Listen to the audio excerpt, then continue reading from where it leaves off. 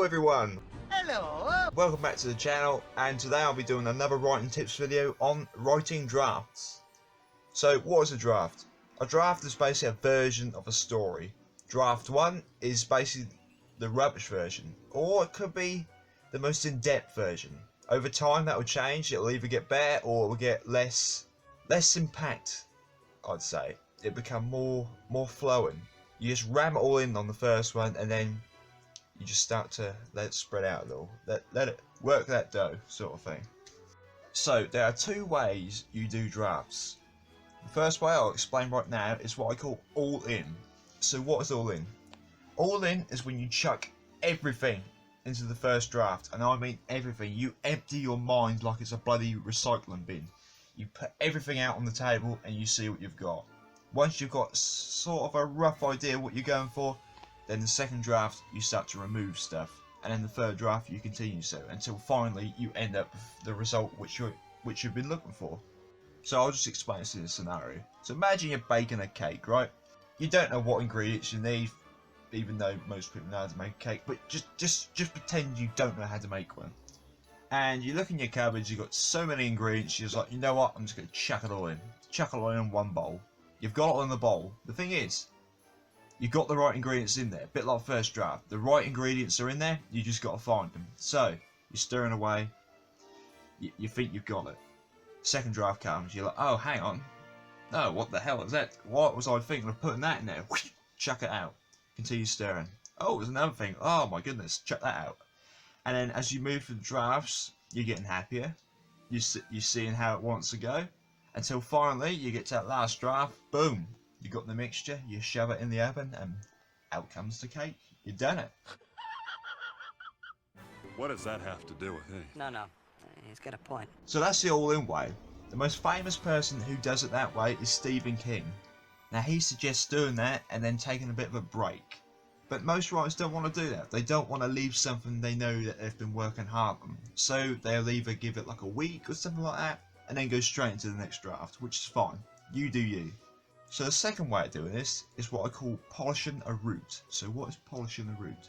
So this is where you do the reverse. Basically the reverse version is you put as little down as possible. You just wanna get there, sort of thing. You don't want to go into too much detail. You just want to see that finishing line. So an example of this would be, imagine you got a house, right?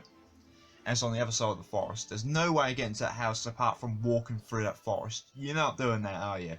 Like, no matter where you are, there could be a bear if you're in America or Canada or something like that. There could be wolves. There could be, what's dangerous in my country? Badgers, I guess.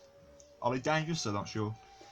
But you got to get there. So imagine your house is the finishing line and you're on the other side at the start. You're like, oh my god, there's so much work to do. But you got to do it. It has to be done. Writing isn't easy. It's a hard job, but it's rewarding. So let's see how this goes. You start first draft. You remove all the trees. They're all gone. You can see your house, but goddamn, people walking past are like, "What the hell is this guy done? This is an absolute mess." It's fine. It's fine. You're not done yet. You shush them. You push them away. Like, hang on, come back soon. So you get to that second draft. You start removing the stumps. It's getting a bit better, but it still ain't good. So the rain's coming down. It's making it all muddy, horrible, stuff like that. So, third draft comes along, you smooth it out. It's looking nice and smooth, but again, you hadn't sorted out that rain problem. You've got all that mud that trails through. So, you get to draft 4. You chuck down some gravel or sawdust, something like that. You chuck it down, or wood chips. You chuck it all down. You've got a nice looking path. You're like, yes, this is more like it. I can see my house, I can walk along this. It's fine.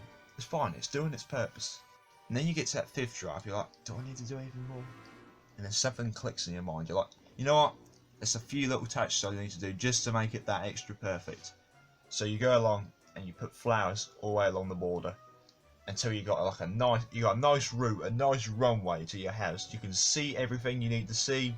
Your journey's right there, and you appreciate every single thing that you've done to make it work. And people will do that as well. People will go along that path to your house and think, wow, he's put a lot of hard work in this, I appreciate that. Which is what you want. That is exactly what you want, which is why I think that polishing the root scenario is perfect. It does the exact same thing as what you're trying to do as a writer. You're taking that rough patch, and you're making it good. And that is why I tend to find it's easier doing that one, to me personally, because I can find that path and I can work my way to my house and make it a better place. What does that have to do with me? No. He's got a point. Well, that's the end of the video. I hope this sort of helped. If it didn't, then I'll just go sit back in the corner and put my dance hat back on. But if it worked, then give me a like. I would really appreciate it. If you want to see more of these videos, then click subscribe. Also, I'll be very appreciative of that. And I hope to see you in another video very, very soon. So thank you very much. Goodbye.